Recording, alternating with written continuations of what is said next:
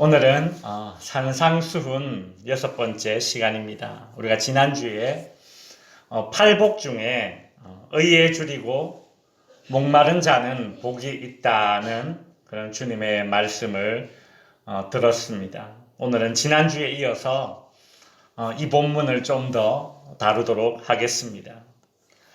우리는 지난주에 크게 두 가지를 살폈습니다. 첫째, 의에 줄이고 목마른 자는 복이 있다고 하셨는데 이 의가 무엇인가를 살펴보았고, 두 번째로 의에 줄이고 목마르다는 것은 도대체 어떤 상태인가에 대해서 우리는 지난주에 살펴보았습니다.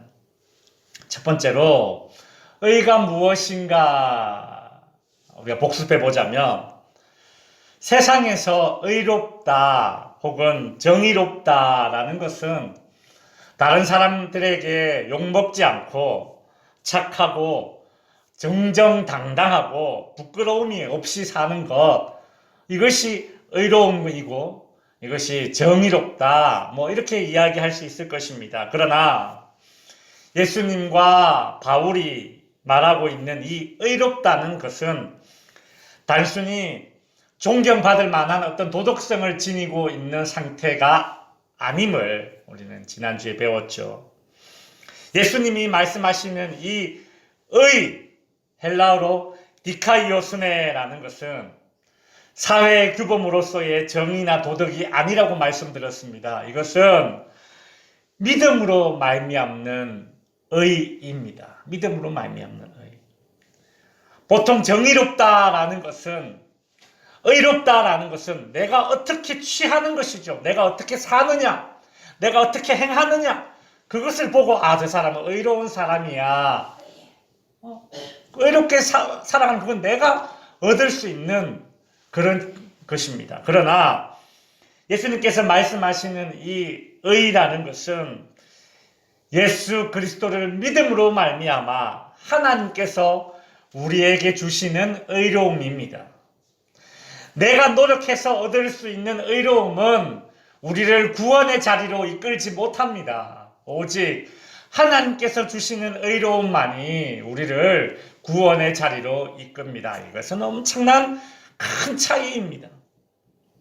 내가 능동적으로 이룰 수 있는 그런 도덕적인 의로움이 아니라 오직 예수 그리스도를 믿음으로, 나는 그저 수동적으로 하는 것 없어요, 아무것도 한 거 없어요, 내 공로는 없어요, 오직 하나님의 은혜로 받는 이 의로움, 이것이 바로 디카이오스네입니다.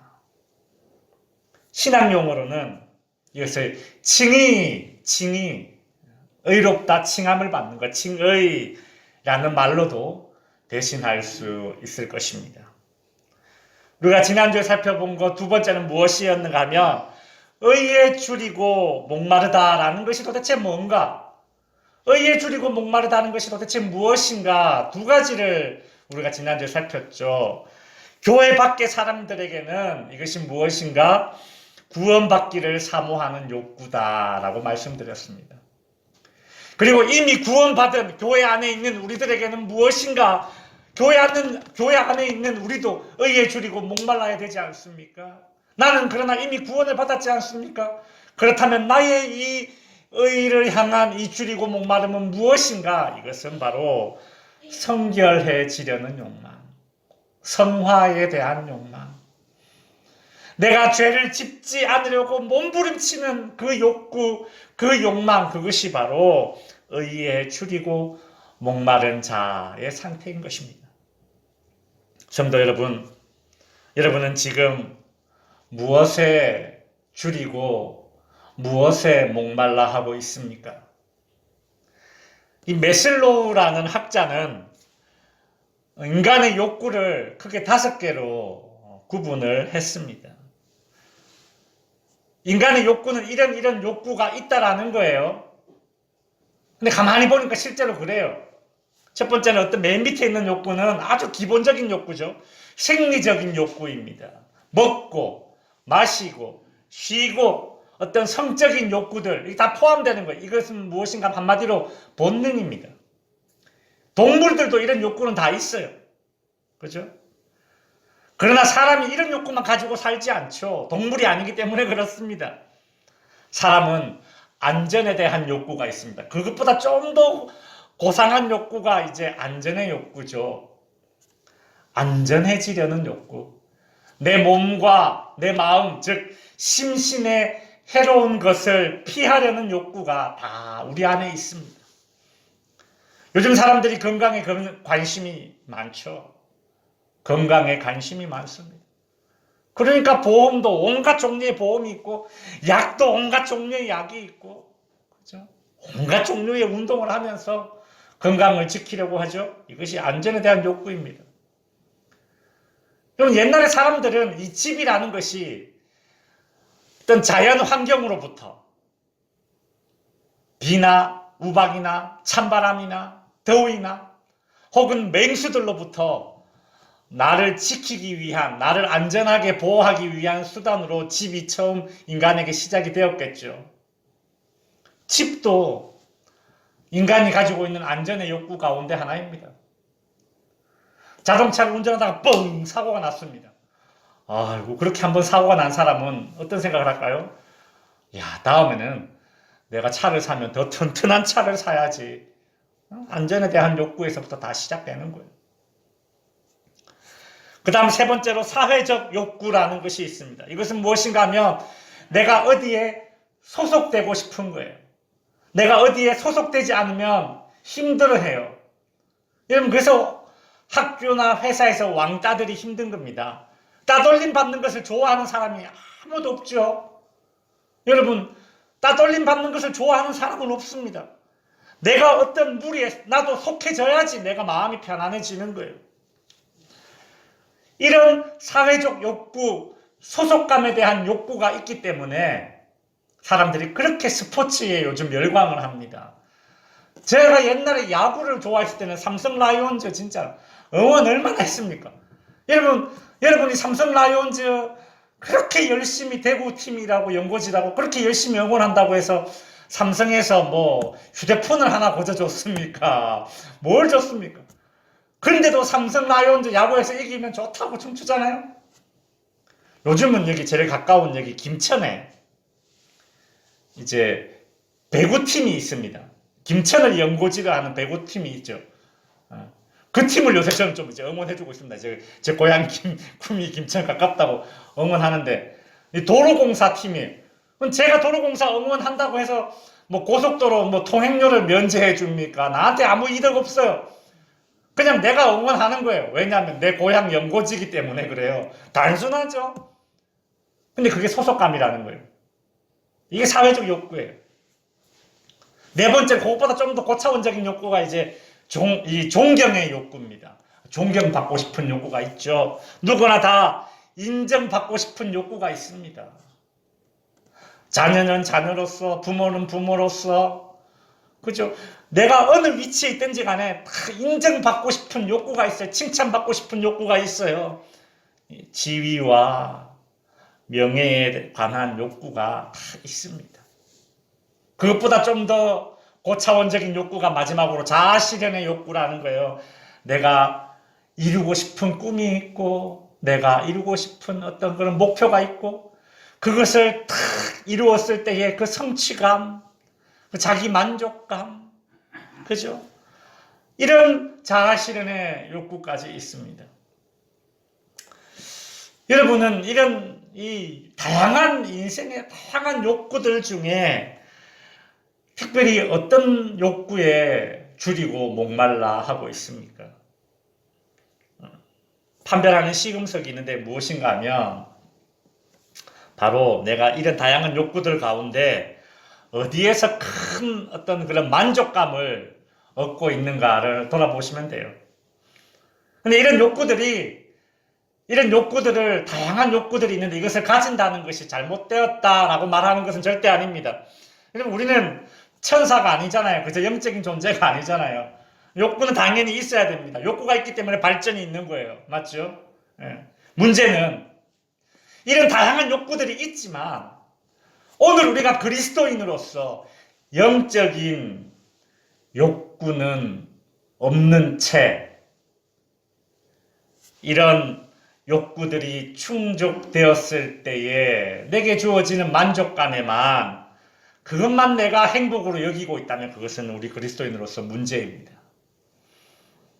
예수님은 의에 줄이고 목마른 자가 복이 있다라고 했는데 대부분의 인생은 의에 줄이고 목마른 자는 복이 있다라는 이 예수님의 말씀대로 살지 않고 의에 줄인 자가 아니라 복에 줄인 자로 살아가고 있다는 거죠. 여러분, 의에 줄이고 목마른 자는 복이 있다라고 했는데 그렇다면 예수님은 우리에게 의에 줄이고 목마른 자가 되기를 원합니다. 그러나 우리 인생들은 대부분 의에 줄이고 목말라 하는 것이 아니라 복에 줄이고 목말라 하는 인생을 살아가고 있다는 것입니다. 예수님께서는 마태복음 6장 33절에서 너희는 먼저 그의 나라와 그의 의를 구하라. 그리하면 무엇을? 이 모든 것을 너희에게 더하시리라 라는 말씀을 하셨습니다. 사람은 의를 추구하는 사람이 있고 복을 추구하는 사람, 이렇게 두 부류가 있습니다. 예수님께서 말씀하신 이 33절에서 이 모든 것을 너희에게 더하시리라 라는 이 모든 것이 만일 복을 가리키는 것이라면, 우리가 생각하는 그런 복을 가리키는 것이라면 의를 추구하는 사람만이 복을 누릴 수 있는 것입니다. 복이 아니라 의를 구하라. 그리하면 복도 얻으리라 라는 것이 주님의 논조입니다. 말씀의 논조입니다. 그러나 사람이 복에 줄이고 목말라 하는 인생을 살면 절대 의를 쫓을 수 없는 인생을 살게 됩니다. 여러분, 의를 쫓으십시오. 그래야 복이 따라온다라는 거예요. 근데 복을 쫓으면 의로운 삶을 살 수 없게 되는 것이 바로 인생입니다. 여러분, 의가 아니라 복을 구하다가 일순간 잘 풀리는 듯 하나 끝내 비극을 맛보게 되는 인생들이 얼마나 많습니까? 성경에서 가장 대표적인 예가 누구냐? 바로 가룟 유다입니다. 은 30에 예수님을 배신한 가룟 유다가 그 대표적인 예죠.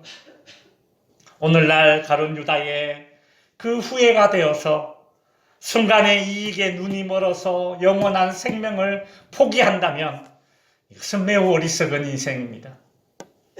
어떤 사람들 중에는 이렇게 말하는 이들이 있습니다. 내가 왜 교회를 안 나가는 줄 아나? 교회 나가면 돈 내라고 해서 내가 안 나간다. 아마도 교회에서 헌금 내는 것을 보고 그렇게 말하는 것 같습니다. 이 교회 주보에 뒤에다가 헌금 내신 분들 명단을 적는 이유가 뭔지 아십니까? 이거 교회에 헌금 내라고 이름 적는 거 아닙니다. 여기에 주보에 헌금 내신 분들 명단을 적는 이유는 이거를 헌금 내신 분들을 증명하는 거예요. 이분들 헌금 냈으니까 혹시 본인 거 확인하라고 하는 건데 이거 보고 또 시험에 드는 사람이 있습니다. 내가 교회를 왜 안 나가는 줄 아느냐? 교회 가보니까 돈만 내라고 하더라. 그렇게 말한다는 거예요. 참 안타깝고 영적으로 어리석은 사람들입니다.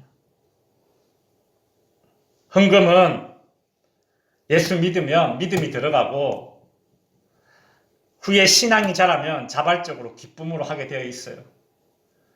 여러분, 목사가 앞에서 강요한다고 성도님들이 헌금 냅니까? 아닙니다. 그죠? 내 상황이 되고 하나님께서 내 마음을 움직여 주시면 헌금하지 마라 그래도 헌금하는 것이에요. 근데 그것을 겉으로 보여지는 것을 이렇게 보고 그렇게 판단하는 거예요. 에이, 교회 갔더니 헌금만 내라고 한다고. 그래서 난 교회 안 간다. 누가 예수 믿고 영생을 얻으라고 했지 누가 돈 내고 예수 믿으라고 했습니까? 근데 왜 그런 식으로 생각하는지. 그럼에도 불구하고 자기가 예수를 믿지 않기로 한 그 선택이 잘한 선택인 마냥, 무슨 현명한 선택인 마냥 그렇게 떠들고 있습니다. 내가 교회 안 가는 이유가 돈 내라고 해서 안 간다고. 영적으로 무지한 사람입니다. 영적으로 무지한 사람이에요. 여러분, 예수 믿고 영생 얻어야지 돈 내고 예수 믿는 것 아니지 않습니까? 성경에 복에 줄이고 목말라 했던 대표적인 인물이 이 가룟 유다라면, 반대로 의에 줄이고 목말라 했던 대표적인 인물은 바로 바울입니다. 빌립보서 3장 8절에 보시면 이 모든 것을 해로 여김은, 여기도 이 모든 것이 나오네요. 예수님께서 먼저 그의 나라와 의를 구하라, 그리하면 이 모든 것을 너희에게 더하시리라고 하셨는데, 바울도 이 모든 것을 해로 여김은 내 주 그리스도 예수를 아는 지식이 가장 고상하기 때문이라. 내가 그를 위하여 이 모든 것을 잃어버리고 배설물로 여김은 그리스도를 얻고 그 안에서 발견되려 합니다. 바울은 이 모든 것으로 표현된 이 세상의 복은 그저 배설물 정도로 그렇게 여겼습니다. 왜냐고요? 바울의 이 의에 대한 줄임과 목마름은 이 모든 것을 얻어도 해결되지 않는 그 줄임과 목마름이었기 때문입니다. 바울의 줄임과 목마름은 오직 예수 그리스도를 통하여서만 해결될 수 있었던 줄임과 목마름이었기 때문입니다. 성도 여러분, 아이들은 갈증이 나면 시원한 음료수를 찾습니다. 시원한 콜라, 사이다 이런 것들을 선호합니다. 그러나 콜라, 사이다 같은 음료수들은 마시는 순간에는 시원하지만 후에는 더한 갈증이 찾아옵니다. 이것은 갈증을 푸는 잘못된 방법입니다. 마찬가지로 사람에게 있는 이 영혼의 갈증인 이 영적인 의욕도 제대로 된 방식으로 접근해야지만 이것이 해결될 것입니다. 제 고향 친구 중에 어릴 때 이제 초등학교 한 3학년, 4학년 때쯤 그쯤 된 걸로 기억하는데, 저희 동네에 이사 온 친구가 있습니다. 그래서 그 친구랑 좀 친해졌습니다. 근데 그 친구 아버지, 어머니는 그 남녀 호랑캔격 하는 거 있잖아요. 그죠? 그거를 믿고 있는 집안이었습니다. 그래, 손에 이런 거 잡고, 계속 똑같은 말만 하잖아요. 남녀 호랑캔격은 계속 하잖아요. 그 말을 계속 반복함으로써 이제 이렇게 교리를 들어보니까 그 말을 계속 함으로써 이렇게 영혼이 정화되고 어떻고 그래요. 이것이 약간 불교에서 약간 이렇게 발생된 일본 종교입니다. 근데 부모님이 이 남녀 호랑캔교에 아주 심취하신 분들이에요. 요즘은 좀 시골에도 잘 안 보이는데, 하여튼 예전에 저희 동네에 이 분들이 있었습니다. 근데 그런 부모님의 영향을 받아서인지 제 친구가 어릴 때부터 뭔가 이런 종교심이 좀 되게 강했던 것 같습니다. 아무튼 이 친구가, 근데 재주가 있습니다. 어떤 재주가 있냐면 기타를 기가 막히게 잘 칩니다. 이 기타로 진짜 못 치는 게 없습니다. 가요면 가요, 팝송이면 팝송, 이 기타로 못 치는 곡이 없을 정도로 기타를 너무 잘 쳤어요. 근데 이 친구가 중학교, 고등학교 때까지는 교회를 곧잘 나왔습니다. 왜냐면 자기가 좋아하는 여학생이 그 교회 잘 다니고 있었거든요. 집사님 딸이었거든. 그러니까 그 여자애 좋다고 교회를 제법 몇 번 나왔어요.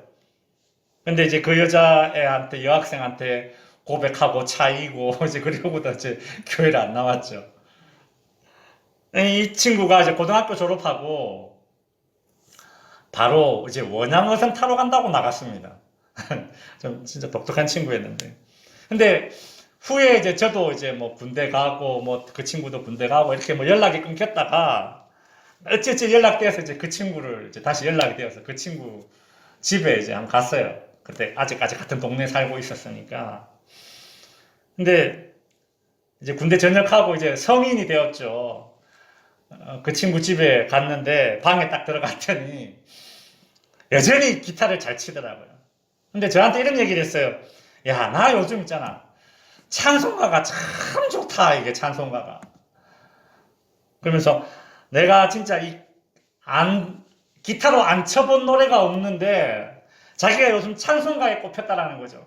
찬송가를 부르면, 찬송가를 기타 연주를 하면 참 그래 마음이 편안하다 이제 그렇게 얘기를 해요. 그러면서 내가 오늘도 한 곡 할 테니까 네 좀 들어라 이러면서 기타를 탁 잡고 담배를 입에 딱 물고 아 멋진 폼으로 멋진 연주를 딱 하는데 어메이징 그레이스 그죠? 야, 나 같은 죄인 살리신 이거를 막 기타 연주를 막 멋지게 하는데 제가 그 친구를 이렇게 바라보는데 참 눈물이 확 나오더라고요. 제가 뭐 찬송에 은혜 받은 게 아니라 그냥 그 모습이 그렇게 눈물이 났습니다. 담배를 입에 탁 물고 나 같은 죄인 기타를 막 연주하는데 제가 그 모습을 탁 보는데 너무 진짜 영혼이 바짝 메말라 있는 모습, 뭔가의 엄청난 그런 갈증과 그 영혼의 주림에 있는 상태가 바로 내 눈앞에서 보이는 겁니다. 제가 야 너 이제 교회 다시 나와라 몇 번 얘기했지만 끝까지 안 나오고 이후에 이제 그 친구 아버님이 이제 좀 동네에서 불미스러운 일이 있었습니다. 사기 사건에 휘말려서 그 가족이 이제 다시 동네를 이제 떠나고 이사를 갔죠. 그 뒤로는 연락이 끊겼는데 참 생각하면 참 안타까운 친구입니다. 제가 왜 이런 말을 하느냐면 여러분 애초에 하나님께서 우리 인간을 사람을 지을 때에 영적인 존재로 창조하셨잖아요. 때문에 우리 안에는 비록 죄로 인해서 손상된 상태이기는 하지만 하나님을 욕구하는 영적인 욕구가 우리에게 있다라는 것입니다. 죄 때문에 손상된 상태이지만 하나님을 욕구하는 그런 영적인 욕구가 우리 안에 있어요. 문제는 이 죄로 인해 손상된 그 영적인 욕구, 의욕, 그것만으로는 부족하다는 겁니다. 심한 영혼의 굶주림과 갈증을 느낍니다. 자기도 근데 그것이 뭔지 몰라요. 그러니까 담배 꺼내 물고 어메이징 그레이스 하는 거죠. 그러면서 이상하게 찬송가를 부르면 마음이 평안해져. 그러면서도 예수님 믿지 않아요. 예수님께서 의에 줄이고 목마른 자가 되어야 한다라고 얘기했습니다. 모르죠.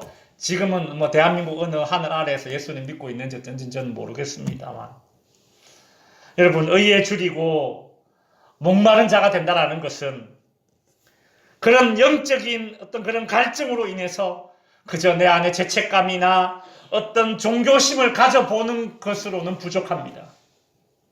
이것으로는 그 갈증이 해결되지 않습니다. 여러분 구약에 발람이라는 그런 선지자, 이방인 선지자가 있었습니다. 근데 어느 날 이 모압의 왕이 이 발람 선지자에게 많은 이 보물을 선물로 탁 보내고 이스라엘 백성들을 저주해 달라는 그런 요청을 했습니다. 그날 밤에 이 발람 선지자에게 하나님 나타나셔서 가지 말라 이렇게 얘기했어요.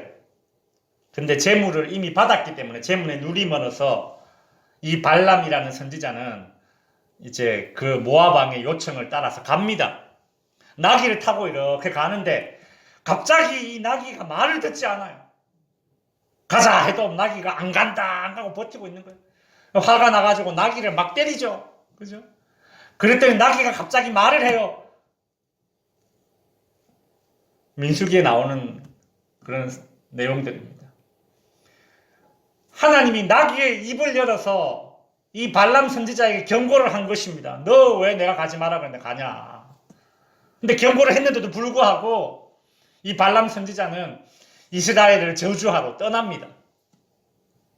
발람은 7개의 제단을 쌓고 아주 그 당시에 재물 중에 가장 좋은 소도 잡고 양도 잡고 이스라엘을 저주하기 위해서 아주 구판을 크게 벌였죠. 그런데 결국 그 구판은 개판이 됩니다. 하나님께서 발람 선지자의 입에다가 강제로 저주가 아니라 축복을 넣어버렸어요. 이스라엘 백성들을 저주를 해야 되는데 이제 짐승 죽이고 하고 나서 이제 저주의 말을 딱 해야 되는데 하나님께서 이 발람 선지자 입에다가 저주의 말이 아니라 축복을 턱 넣어버린 거예요. 그러니까 그 모압의 왕이 화가 나요, 안 나요? 그죠? 그랬더니 이 모압 왕에게 발람이 뭐라고 이야기를 했겠습니까? 자기는 보물은 이미 다 받았지. 모압 왕은 화를 내고 있지. 굿은 개판이 됐지. 이 자기는 아주 그 먹튀가 되어버린, 먹튀 무당이 되어버린 겁니다. 근데 이 발람 선지자가 이때 무슨 말을 하느냐 하면 민수기 23장 10절에 보면 이런 기가 막힌 말을 합니다. 나는 의인의 죽음을 죽기를 원하며 나의 종말이 그와 같이 되기를 원하노라. 기가 막힌 말을 하잖아요. 여러분 보십시오. 참 희한하죠. 이게 발람 선지자가 하나님이 하지 말라는 일을 하면서도 했던 말입니다. 비록 재물에 눈이 멀어서 하나님의 명령을 거스리고 있는 중에도 자신은 의인처럼 죽기를 원한다고 그가 말하고 있어요. 의롭게 죽고 싶다는 그런 의욕을 가지고만 있어서는 안 되는 것이죠. 어떤 죄책감, 종교심만 가지고 있어서도 안 되는 것입니다. 영적인 의욕만 가지고 있어서도 안 되는 것입니다.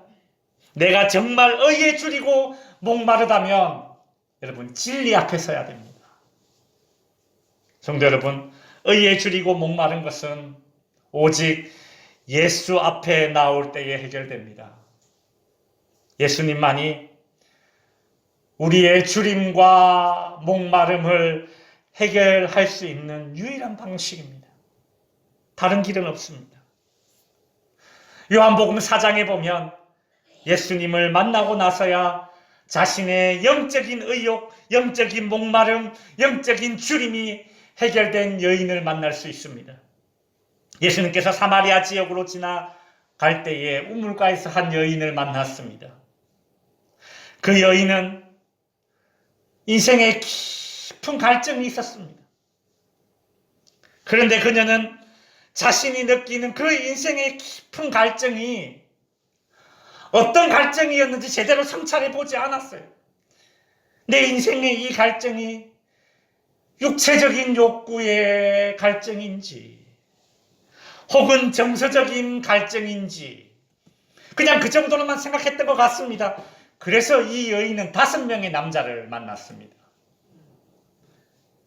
5명의 남자를 만나는 것으로 자신의 이 인생의 갈증을 한번 해결을 해보려고 했습니다. 그러나 이것은 잘못된 해결 방식이었기 때문에 5명이 아니라 10명의 남자를 만나도 이 여인의 인생의 이 갈증은 해결되지 않았습니다.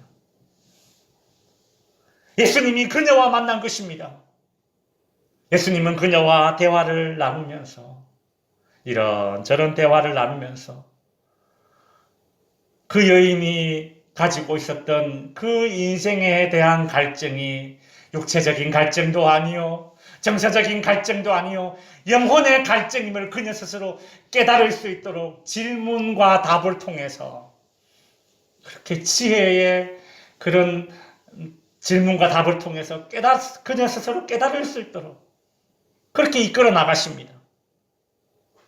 이 예수님과 이 여인의 대화를 가만히 살펴보면 처음에는 물 이야기를 합니다. 물 좀 달라, 그릇이 없다, 뭐 이러면서 내가 주는 물이 더 좋지, 더 시원하지 이러면서 막 물 이야기를 한창 하죠. 물이라는 것은 이 육체의 갈증을 해결할 수 있는 해결책이죠. 그 다음에 대화가 좀 깊어지면 그녀의 남편이 1명이 아니라 5명이라는 사실을 예수님께서 탁 이야기하자 그녀가 깜짝 놀라죠. 이거 비밀인데 이 처음 보는 사람이 나에 대해서 어떻게 알지? 그러면서 마음문이 살짝 열리죠. 이 사람이 누굴까? 그러면서 예수님과 그녀는 이 정서적인 갈증을 이제 다루기 시작합니다. 그러다가 육체적인 갈증, 정서적인 갈증, 그 다음에 이 대화가 어디로 나아가느냐? 이제 종교적인 갈등으로 이어지는 겁니다. 그 순간에 이르러서야 예수님께서 참된 예배란 무엇인가에 대해서 그녀에게 가르쳐 주십니다. 이때까지 이 여인은 몰랐어요. 자신의 이 인생의 이 깊은 주림과 목마름이 육체적인, 정서적인 것인 줄 알았어요. 근데 알고 보니까 그것이 영적인 것이었다라는 거죠. 여기까지 이야기가 진행되고 난 이후에 예수님은 참된 예배에 대해서 말씀해 주시고 예수님 자신이 바로 그 예배의 대상인 그리스도임을 밝히십니다. 그때 그녀는 자신의 물동이를 버려두고 동네로 들어가서 사람들에게 내가 그리스도를 만났다라고 그렇게 증언한 여인이 되었습니다. 여러분, 말씀을 정리하겠습니다. 예수님께서는 의에 줄이고 목마른 자가 복이 있다고 하셨습니다. 왜요? 왜 의에 줄이고 목마른 자가 복이 있다고 하십니까? 바로 예수님 자신이 의에 줄이고 목말라 하는 사람의 그 줄임과 목마름을 해결해 주시는 분이 되시기 때문입니다. 고로 예수께로 나오는 방식이 아니고서는 영적인 줄임과 마름은 결코 해결되지 않습니다. 영적인 줄임과 마름을 예수가 아닌 다른 방식으로 육체적 혹은 정서적인 해결 방법으로 풀려는 모든 시도는 실패합니다. 마치 설탕이 잔뜩 들어있는 그런 음료수를 마시듯이 더 깊은 목마름에 처해질 뿐입니다. 오직 예수만이 줄이고 목마른 우리의 영혼의 생수 되시고 양식이 되십니다. 우리 요한복음 6장 35절을 같이 한 목소리로 읽고 같이 오늘 기도의 자리로 나아가겠습니다. 요한복음 6장 35절 같이 한 목소리로 읽습니다. 시작. 나는 생명의 떡이니 내게 오는 자는 결코 줄이지 아니할 터이요 나를 믿는 자는 영원히 목마르지 아니하리라. 아멘. 기도하겠습니다.